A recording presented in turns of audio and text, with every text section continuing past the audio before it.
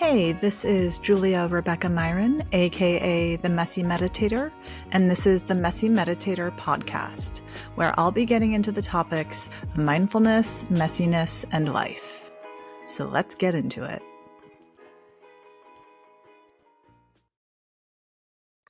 For this episode, I got to sit down with my friend Nicole Griffin and talk about something that I feel very passionately about, and I know she does too, which is hustle culture or anti-hustle culture, and how nervous system regulation can really help us navigate this hustle culture that we've all been thrust into.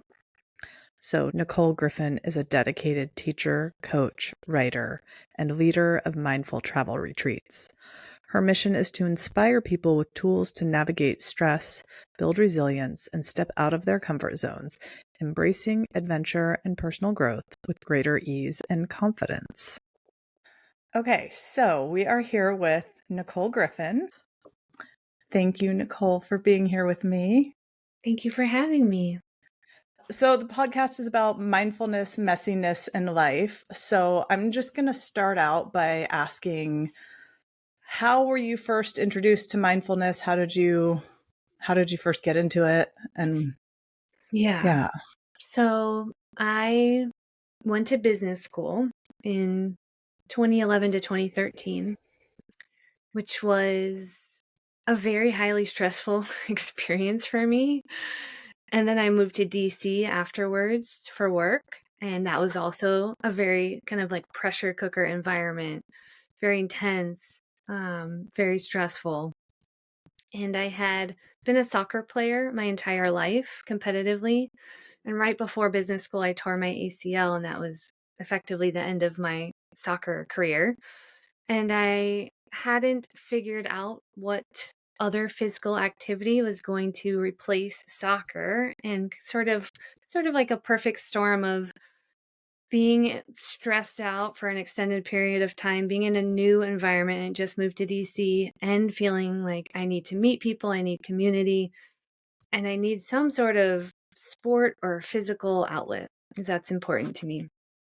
And so I was like, well, I'm going to explore yoga. I've never really done yoga before, but I'm open to it. And a friend of mine who was already living in DC had been going to this yoga studio called Tranquil Space that she invited me to come to with her as her guest.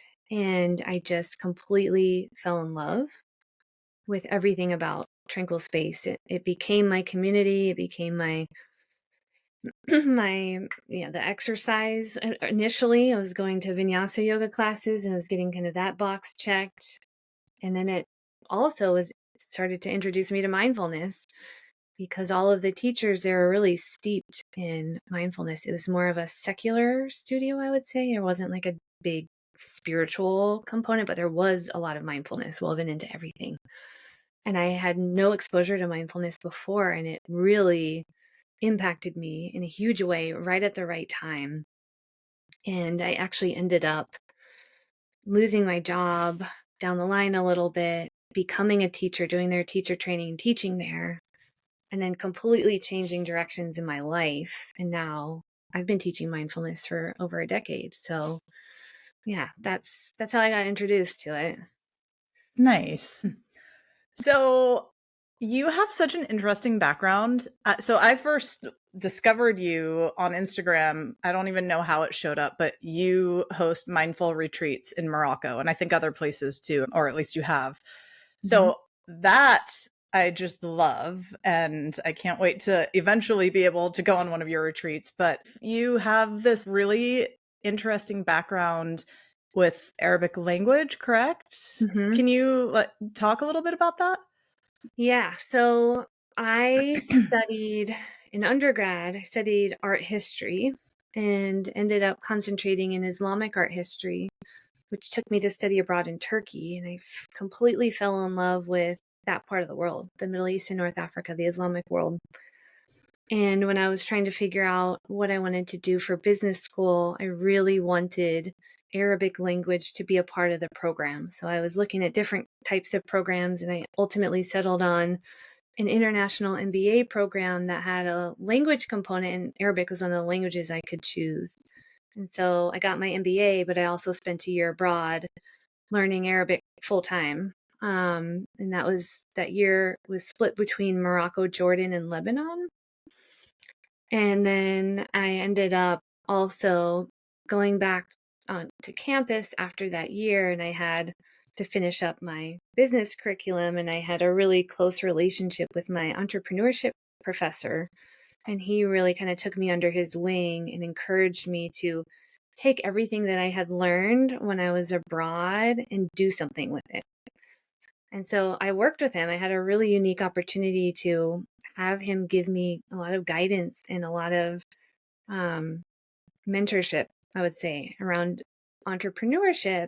And I wasn't ready to do anything with that right away. I went to DC and got a job and kind of put that on the back burner, but it was still there. It was still kind of like brewing in me to some extent. And when I got let go from my job in DC, I kind of circled back around and was like, all right, I still want to do this. And now that I'm a yoga teacher, now I have kind of like an outlet, or I have like a structure I can place it in. Because before I was like, I don't even know exactly what this is going to be. And so I was like, well, I want to do retreats, but I want them to be focused on deep cultural immersion. And then the yoga and the mindfulness will come in to support the travel experience. So I'm going to take people really deep off the beaten path. I used to live here. I have all these amazing connections and friends. So it's not going to be like your standard, just check off all the boxes tourist kind of experience. It's a very intimate, special experience. And then I'm bringing in, so they're called mindful travel retreats. And they don't even really have yoga anymore. I do restorative yoga and yoga nidra. And then we do mindful mornings where it's mindful movement.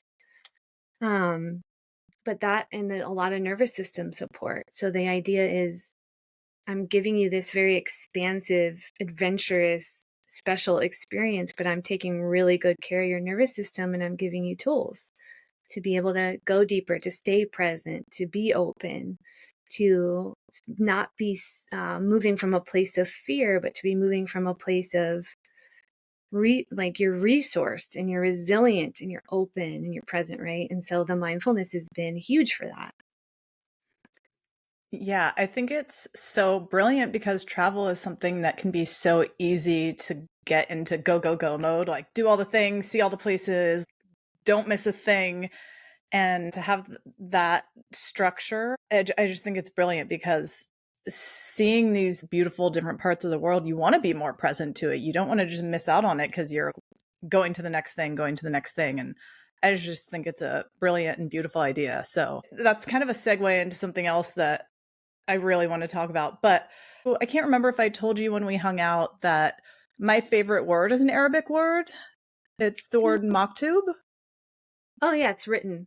Yeah, I love that. And I've always thought I want to get a tattoo of that word someday, which I learned it from my favorite book, The Alchemist. Yeah. But I just think it's a beautiful word. And back when I used to blog regularly, I would end every blog post with the word maktub because it was like double meaning, you know? Yeah, I just posted that in my stories the other day. Did you see it? I don't think so. I've been taking an Instagram break, Okay, so. I'll send you this Oh post. wait, yes, I did see something, and that's what jogged my memory. Oh, okay, Yes, yeah. I popped on and It I was did. all Yeah, the different ways you can interpret that. Like it is written could mean like it's already determined. It's your destiny. Like it's in the stars. Like yeah, what's meant for you is coming to you, kind of thing. Yeah, it's beautiful. Arabic's a very yeah, poetic language. yeah. And it's beautiful. The script is very beautiful to look Yeah. at Yes. too. Yeah, and I love that meaning, of it is written, but then I liked putting it at the end of my writing because it was kind of more literal. Like now it's written. So okay, speaking of your retreats and being mindful and go, go, go, I really want to dive into something that I know we both feel very passionately about, which is hustle culture Mm-hmm. or anti hustle culture in our case. Yeah. And you talk about on your website how that's how you really work with people is helping people slow down, get out of the shoulds, Mm-hmm. uh, work on nervous system regulation. So, what's the first thing that comes to mind when I even bring up hustle culture. And because I mean, you went from like opposites from DC business world, which I'm sure is super hustle. I've never been to DC, but it just seems like one of the most hustle cities that you could be in. And then you became a yoga instructor and mindful retreat host, and et cetera, et cetera. Yeah, I mean, there's so many different ways I could take that question. I mean, I could tell you more about my own personal journey of getting out of hustle culture, and I think that's really what Let's start informs. there. Yeah. Let's Okay. talk about that. Yeah, what informs the way that I now support other people. And I think for me, I got really far away from myself. Like I was following the path that I thought I should be on, and that made the most sense according to societal standards of what a successful person should do, right? Like I went to college, graduated, I worked for a few years, and then I was like, I need a degree I had an art history degree, right? I was like, I need a business degree. And like, what am I going to do with this art history degree? I need to make more money. I need to have, more like practical skills under my belt that I don't feel like I had gotten from my art history degree. And so when I was kind of going back and forth about, well, what graduate program could I do? And I considered a bunch of different options. At the end of the day, I was like, if I'm going to make this big investment of time and money, it makes more sense for me to get the MBA. But that actually wasn't correct for me as somebody who is very creative and highly sensitive and terrible at math and not cut out for like a high pressure, like really corporate ladder climbing sort of world. That's not who I am. And that actually takes me really far away from my gifts and from me feeling like I am in alignment with myself. But I didn't know that. I didn't know anything about that. I was just like, this is what I do. Like, this is all I know. But I was constantly stressed out, frustrated, burned out, exhausted. Like, there was all these conflicts at work with people that I just was like tired of dealing with, and like not, like very draining, like, and toxic. The environments that I worked in were so toxic that by the time I got let go, which is also kind of a traumatic experience of having the rug pulled out from underneath me and losing all this security and stability, and everything that I had been working for is just like gone. But this forced pause, allowed me the opportunity to really get honest with myself and get clear. And I had been, thankfully, practicing yoga and mindfulness for a few years already at this time. So I had all these skills under my belt that I previously didn't have. And I had this yoga studio, and all these teachers who could hold space for me and kind of help me see things a little bit more clearly and help me figure out the next steps. And so, luckily I was able to say, I'm not going back. It's no good for me. Like, I don't know what I'm going to do instead, but I'm not going to do that. And it took me a while to restructure everything in my life and figure out what else I was going to do. And it takes time. It's been about 9 years now, I think, 8 or 9 years. It takes time. But in that period for me of stepping off the treadmill and really kind of coming home to myself and going in and being like, well, who am I really? What happened to me? How did I get so far away from myself? How can I get back? A lot of what was going on there was deconditioning and deprogramming, which is something I had no idea about also before. I just was like sipping that Kool-Aid, like this is what I do.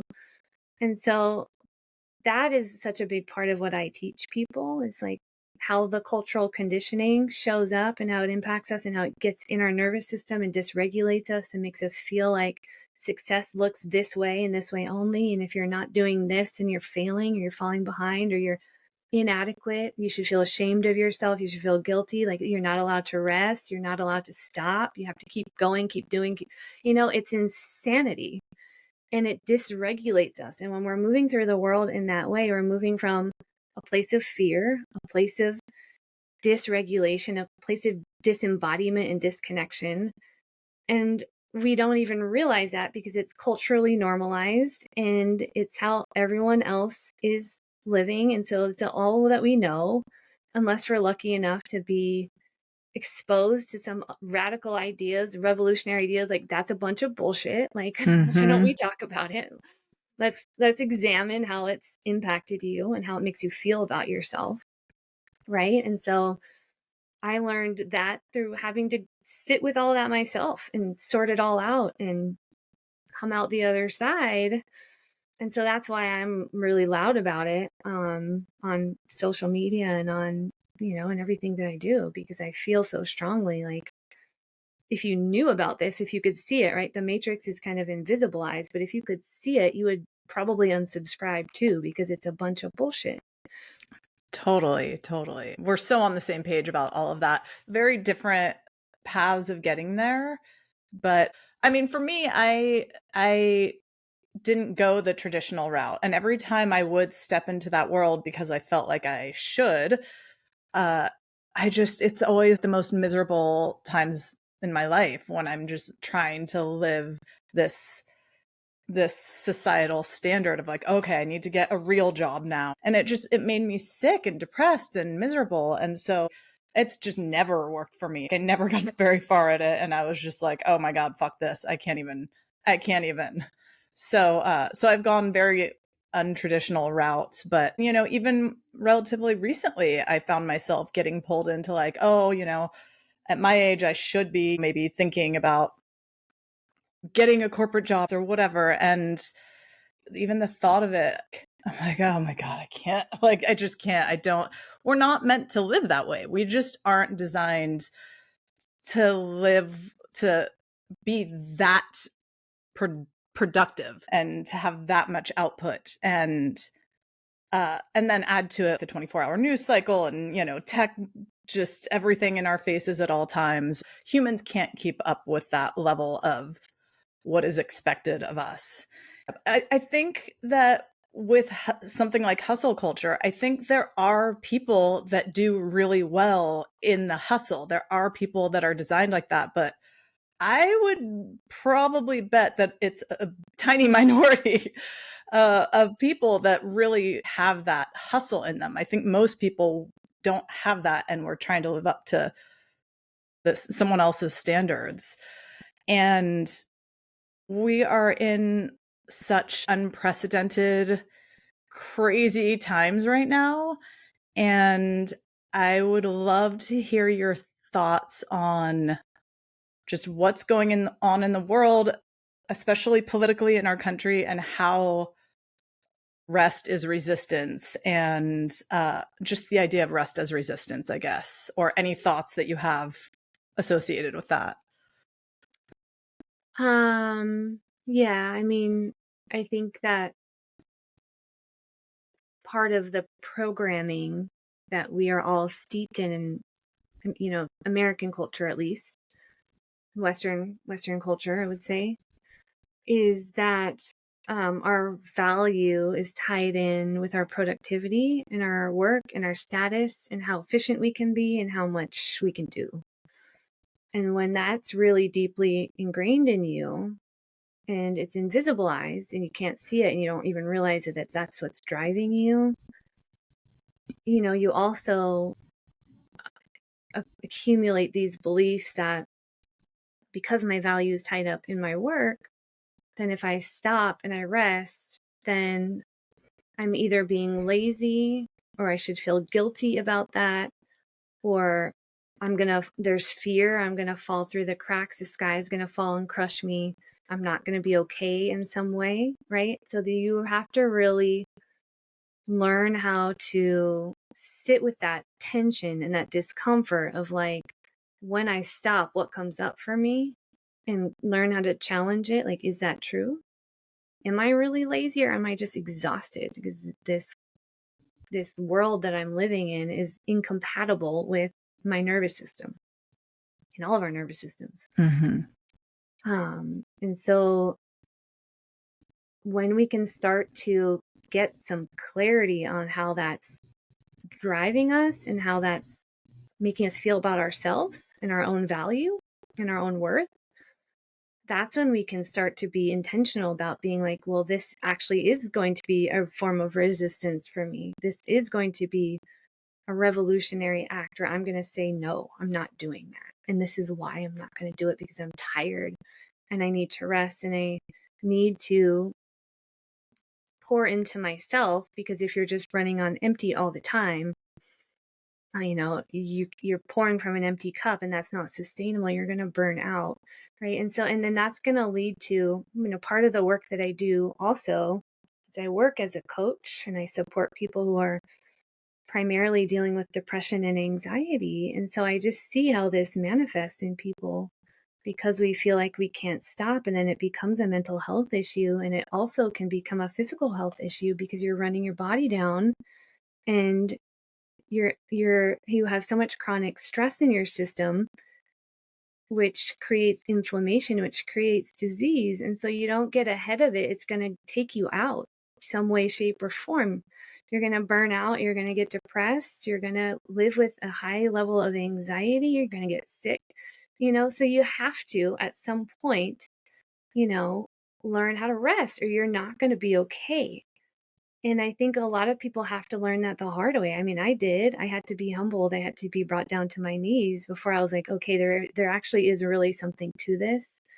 And I think that that's how a lot of people have to learn. But once you kind of touch into it, then it becomes your source of power. It becomes your source of strength and embodiment. And you kind of reconnect with yourself after living this really dislocated way of life. And once you touch back into that, I think, and you have a practice of doing it regularly and you're talking about it and it's part of our dialogue,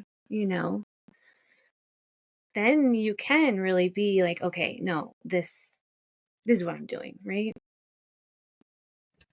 Yeah, I think it's important what you were saying about sitting with what comes up when you do rest, because so often when we do rest, this conditioning is everything that you said. It's like the ticker tape in our minds is like, I'm lazy, I'm not this enough, all the things we tell ourselves about how bad we are for trying to rest. And then it's not even really rest. It's not that restorative because we're just berating ourselves in our minds while we're scrolling just to numb out or something. And so I know even with me and how passionately I feel about this, I have the same shit come up when I try to rest. When I feel, and I have like some health stuff that sometimes my body is like, I don't care what you have planned today, you're supposed to rest. And when I do that, I have to wrestle with that conditioning. And it's so hard because I'm like, I should know this by now. I believe I know that I should rest, but then I start telling myself all the things. And it's so ingrained that you can't even always hear yourself telling yourself the things. It's just like this quiet thing that's happening in you. And so I think it's so important that you made that point that that's part of the whole process is it's going to come up and we have to sit with it and let it move through us. And that's such a big part of mindfulness practice in general is, can I sit with this? I mean, do you still have those things come up? I assume so, because we're all human, right? Or have you gotten to a point where you're able to settle in with a little more ease and you're like, no, I this is what I need right now? I would say mostly the second one, honestly, but it's taken a lot of intentionality for me to completely rewire and restructure everything over the years. It's become a non-negotiable for me because I know how impactful it is. And I know that when I'm not rested, that I don't have access to my wisdom, which is like what makes me valuable, I think. And if I'm running on empty, I don't have that. And so I've had to learn to kind of flip things upside down and be like, I am out of touch with myself. I don't feel like a human. I feel,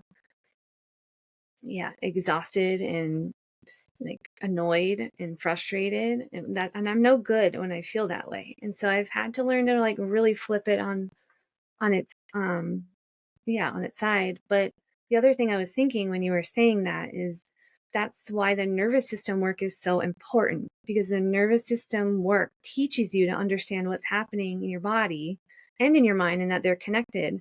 And so when that stuff starts coming up, you notice, well, what do I feel in my body and where? Is it like a feeling of fluttery sensations around my heart? Is there like a gripping, sinking feeling in my stomach? What are the thoughts that are coming up? And once you understand what the different nervous system states are, you can train yourself to get out of your head and stay in your body and understand what state you're in and then understand what tool to use. And so that's another way that you learn to self-regulate. So you're working with the mindfulness, you're focusing your mind, but you're also working with your body through understanding your nervous system. And so that's a big part of what I teach people. It's like, this is really the way out. Like, you have to come back home, you have to learn that language, you have to learn how to pause. That's the most important thing. You have to like get in the habit, and that's a really hard thing for people, but that's this first step. Like, you have to remember to stop. And then once you have that pause, then you've got space where you can really reflect and say, what's happening? What can I do about it? Take some time before immediately reaching for the coping or numbing strategy or reacting or, going to whatever your go-to autopilot thing is, but you slow down time and you assess, right? And that's where your freedom lies. You learn to pause first and then we build from that. But that's a big part of it. Yeah, and I think that it's really important for people to understand that it is hard. And that's my whole thing with working with people, is wanting to let everyone know that there's not anything wrong with you if you're having a hard time with these practices. They're hard. They're very challenging. We're challenging very well worn neural pathways. And it doesn't mean there's something wrong with you. It's just learning something new. Mhm. And something as simple as just taking a pause once in a while can be really fucking hard sometimes, but it's so valuable and so worth it. Mhm. So I have a question. So for people who might be brand new to all of this kind of work and language, can you explain a little bit about what it means to be regulated or dysregulated with your nervous system, Yeah. or what it might look like? Yeah. So we are living as a culture in a dysregulated state of being most of the time, right? So that feels Mhm. normal for us, first of all. Mhm. So I think a lot of people don't realize how dysregulated they are because that's all they've ever felt and that's all they've ever known. And that was me too for a really long time. Yeah, that's You an know? excellent point. So that looks like anytime you're in protection or defensive mode or you're shutting down, which can look like stress, anxiety, like irritability, frustration, like urgency. I have to do. Like, I can't stop. I'm like overdoing in some way. Sometimes that looks like perfectionism or people pleasing or um, rumination, just like these patterns of doing way too much or like trying to escape, trying to get away, like you can't be still. Or shutting down would be like dissociation, numbness, exhaustion, burnout, shame, depression, Those are um, my go-tos, all of those. self-defeating thoughts, right? That's all Yeah. dysregulation. And then regulation would be presence and connection and flow and ease. Like when you feel like there's an absence of all that struggle and it feels easy, which we don't, I think a lot of people don't even know what that means maybe, but that's what we're trying to cultivate. That's what we're trying to increase when we're self-regulating. And it's connection. When you're dysregulated, you're disconnected. When you're regulated, you're connected. Yeah, and I love how hanging out with friends and loved ones can also be a way to regulate your nervous system. And it was such an excellent point that dysregulation is just normal in our society. And it's so foreign, even to myself sometimes. Like, what does it truly feel like to be regulated? And, something that's coming up too is when we're talking about the society norms and what you were mentioning earlier with the shoulds and and your own path with, I went to school, I got the degree, I got the job. I call that the supposed tos. Like, oh, that person's got a mean case of the supposed tos. They're doing all the things that they're supposed to do. And usually they're very unfulfilled. And I think it is so interesting how our identity is tied to our work and our productivity, even in how we introduce ourselves. Like, oh, what do you do? And I've always thought that that's just it's such a weird question, you know? And yet I still ask it sometimes, but I usually ask it from the space of, like, are you doing what you want to be doing? Are you fulfilled? Are you happy? What kind of path are you walking? What do you do? You know? I just think it's an odd question, and it's these supposed tos that we get stuck in, and I think it probably scares the shit out of a lot of people to get still and get out of that and like face that whatever truth is lingering underneath all of that, right? Mm-hmm. We're not given space in our society to explore those kinds of questions. We're not encouraged. We're discouraged from that actively. We're told to just do this. Like, this is what success looks like. This is what you have to do to not fall through the cracks. And everything feels so pressurized. And so, like, there's so much competition, and it's a zero-sum game, and that creates fear and dysregulation. And so we're like, we comply with that because that's all we know. It takes a quite radical act to step away from that and be like, what else is there? And I'm going to allow myself this space to go in and get to those deeper questions and answers of who am I really. But a lot of people don't have the luxury. Like, if you have kids, you have a mortgage, you don't have the space to step away from that. And that's a lot of people. I'm single, I don't have kids, I have my dog. Mm-hmm. That's it. I can do that, but not everybody can. And it's a really hard thing. Our society is just not, it's just not structured that way.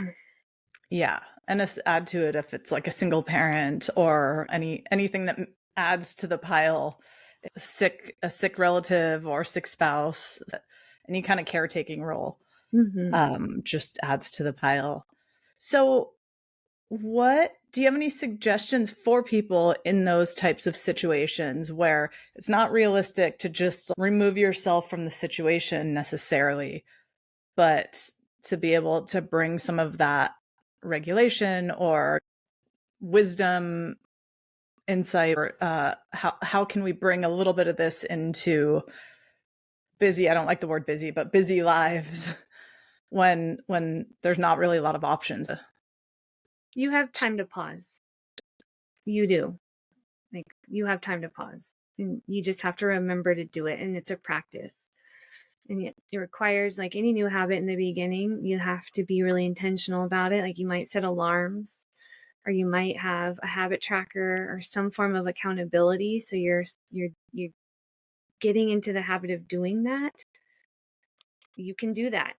You can do it for 10 seconds. You can do it for 30 seconds. You can do it for 1 minute. Maybe over time, you do it for 10 minutes or 30 minutes because you see how valuable it is and you want more of it. But that's where you start, and that's available to everybody right now. And if you're talking yourself out of that, you have to at some point be like, why am I doing that?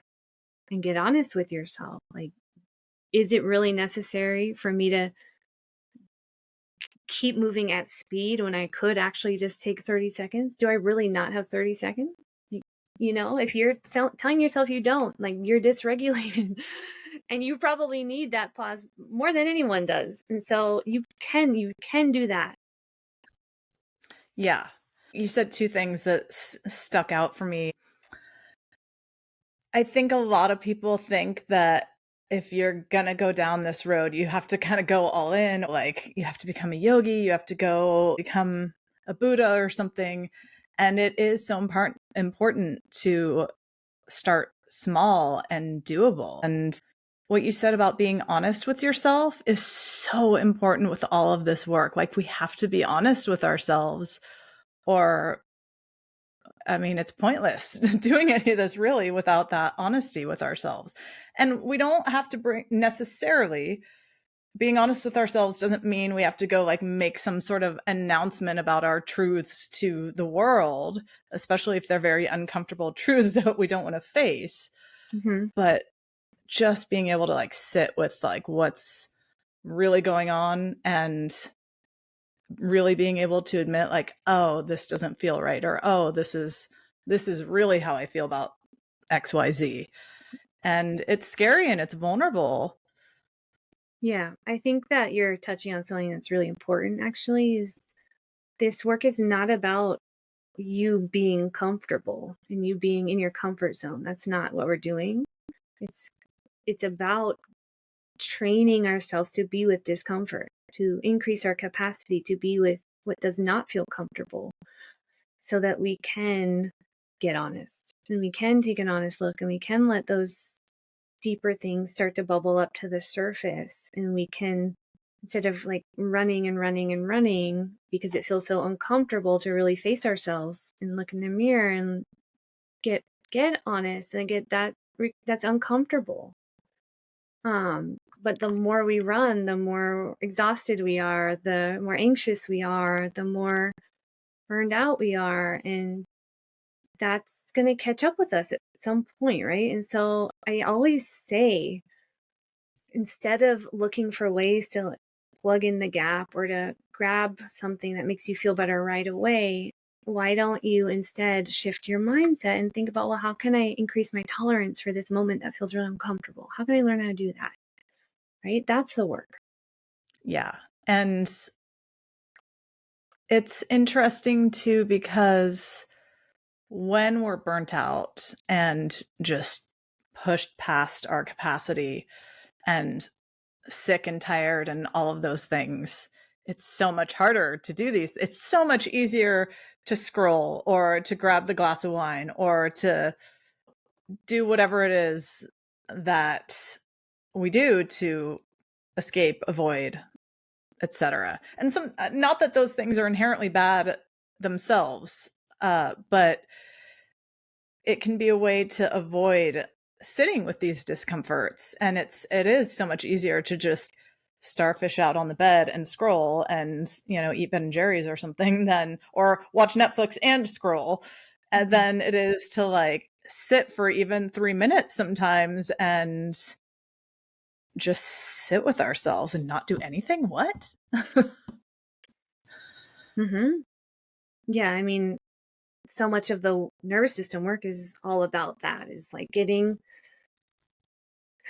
awareness around how you cope and numb, what you reach for and when, and what's happening when you do that.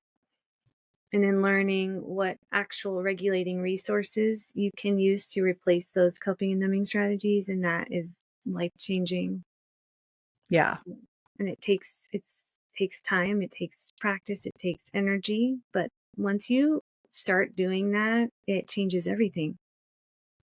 And also having the awareness of like how often do you feel the need to escape from your life? And why is that? Mm, yeah. Ooh, that's a big one. Yeah, that's what I'm saying is like be honest with yourself. Like I think that we come up with all of these strategies to avoid questions like that Yeah. because that's potentially going to be too much Yeah. sometimes. Do you have any suggestions for, aside from like the taking a pause, for if it does feel like too much? Like if for someone, again, if this is brand new to someone, if the thought of sitting even for 30 seconds, even if they have the 30 seconds, if it feels like just too much, do you have any Yeah, I mean, suggestions or advice? find ways to get in your body and out of your head. So for me, a huge one is, we live in California, so it's sunny here most of the year. We're lucky. But the sun, like I'll go outside and sit in the sun, and that feels so good on my skin. And I'll just really like be present with that, with the sensation. But, any of your senses, maybe smell something, you have some essential oil or a candle or a spice or tea or whatever. Smell something that helps you come into your body, touch something that's soft, or you have a pet, or, you can just feel your feet on the ground, take some deep breaths, feel your breath. It's simple things to come into your body. Yeah. I like my feet on the ground a lot. That's a good grounding one for me. And I love listening to the birds sing. That's another one. One of the things I've been doing lately actually is unfortunately, I can't drink coffee every day anymore. But when I do drink coffee, I've started drinking it black, which I've never done. I've always added a little bit of sugar and some sort of creamer.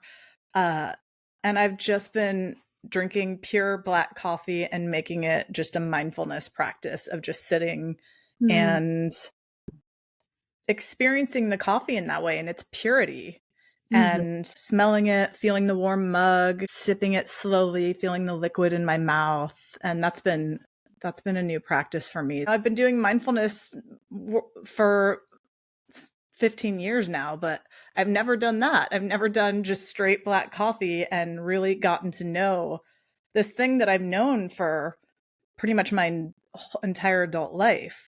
But I was getting to know it in this completely new way and getting into the senses. Mhm. Yeah, I love that.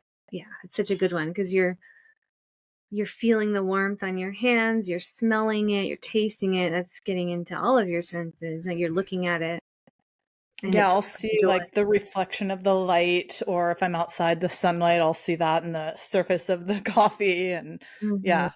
Yeah. So this is mindfulness, but it's also um, a lot of nervous system work is intentionally seeking safety in our environments, right? Because the dysregulation is when we don't feel safe. That's ultimately what it is, and that's happening outside of our conscious awareness. Our brain is scanning constantly, safety, danger, safety, danger. And if there's a perceived threat, whether or not it's real, that's when the stress response kicks in, and that's when we start to force and push and argue, and all the things start happening, right? But when we can be intentional about looking for safety in our environments, and they're called glimmers, or like little moments of presence or beauty, right? And so your coffee that's a glimmer. The sunshine is a glimmer. The birds are a glimmer. Finding all those things that are there all the time, but we're just not oriented to them because we're oriented more to the threat. Mm, We're reorienting, we're changing our brain, we're changing those neural pathways, we're practicing mindfulness. That's really, really, really good work right there. yeah.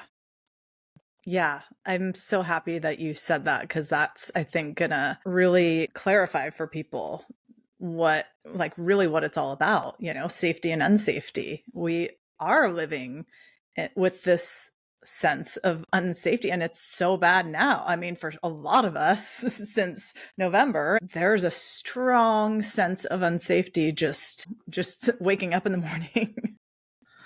Rest as resistance, I think, is going to be so important in the next 4 years. And there's a difference between, and this is something that it's going to be work for me finding the balance of not burying my head in the sand and resting, but not just completely checking out, Yeah.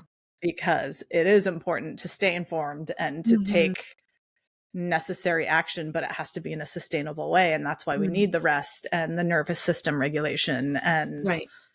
all of Yeah. that. Such a good point, right? Because it's not about escapism or complacency.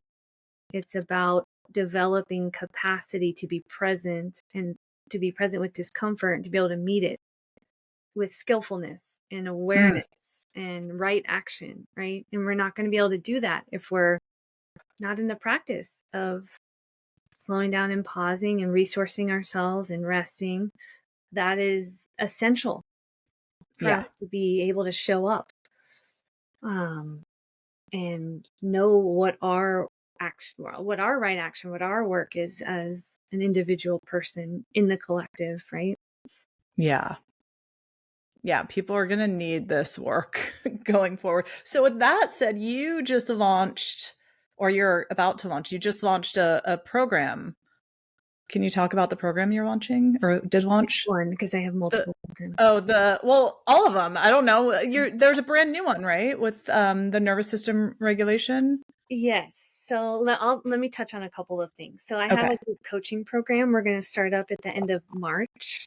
It's called Grounded in Your Growth Zones. It's actually about what we've been talking about on this podcast, but it's a 12-week long small group program where I am helping people learn how to step outside of their comfort zone and into their growth zone. So they're stretching beyond what feels comfortable, but I'm also teaching them how to resource themselves through their nervous system so that they can handle more, so that they can do things that are stretchy and scary, right? I have a lot of people who are going through career transitions or who are stepping off the treadmill and they don't know quite yet what's next. And it's an uncomfortable space. It's a transitional space of a lot of growth.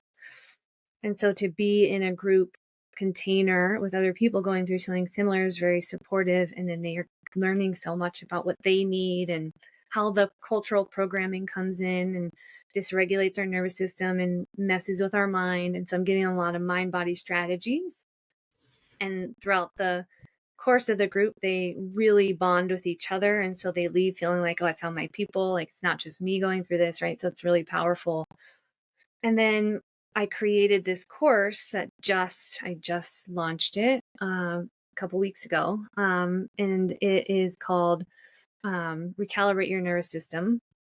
And it's a mini course. And I was kind of thinking,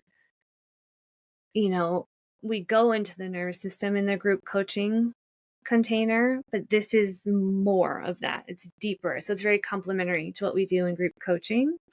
And it is all about the intersection of rest and nervous system regulation. So rest being the foundation, like learn to pause, like all these things we've talked about, find the glimmers, slow down, say no, set a boundary, do something at 75% instead of 100% or more. Just find little ways in your day-to-day life that you can take something off your plate. You can do a little less. You're getting in the habit of like finding those little pockets of rest. That's rest too. It's not just go on a retreat or take a nap or go on an extended break. It's also like, how can you live a more restful way of life? And so I go deeper into that in the course. And then there's pocket coaching practices, pocket audios where I'm giving people little in the moment nervous system self-regulation practices to do. There's yoga nidras, and there's also nervous system maps. So you can learn about your own nervous system and what takes you in and out of regulation and what happens in the different states. So you kind of have a sense of where you are at any given time and what the tools are for the different dysregulated states. You know what the right tools are, right? And so that's what the course is, but it's very complementary to the group coaching program. And I think that this is so important for people to be able to have these resources right now. And I will add that you really do embody this sense of safety. That's why I wanted to have this conversation with you, because I was like, oh my God, she feels like such a safe person to do this with.